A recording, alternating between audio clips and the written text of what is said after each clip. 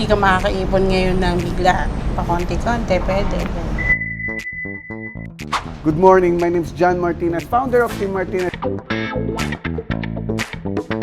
And today, meron tayong OFW na nagre-reserve. Kaya tara, samahan niyo ako. So good afternoon, nandito po tayo ngayon sa Deca Homes May Kawayan at meron po tayong bagong property owner na kumuha ng corner lot. Kilalanin po natin sila. Ako po si Remedy Hayahay. Okay, Ma'am Remilyn. And Ma'am, quick question lang po. Bakit po tayo kumuha, ano po yung purpose natin, bakit po tayo kumuha ng property sa Deca Homes May Kawayan?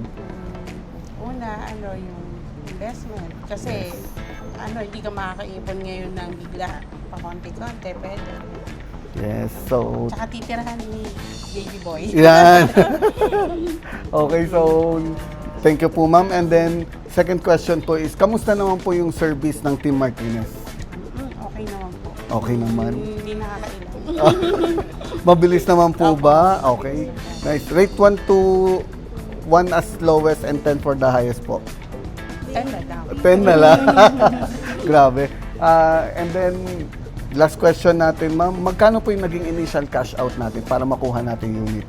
12 po. 12K. 12,000 lang po yung nilabas natin ngayon and then nakuha na po natin yung property.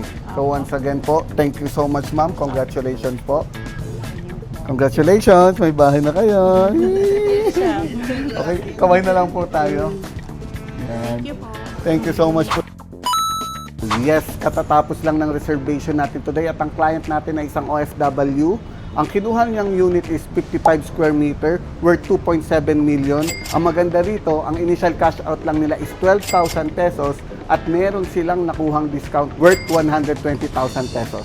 At kung isa kang locally employed, OFW, business owner or isang investor na naghahanap ng budget-friendly na property na malapit dito sa Metro Manila, mag-PM ka lang sa Team Martinez page at sure ako, matutulungan ka namin. And guys, it's another closed deal.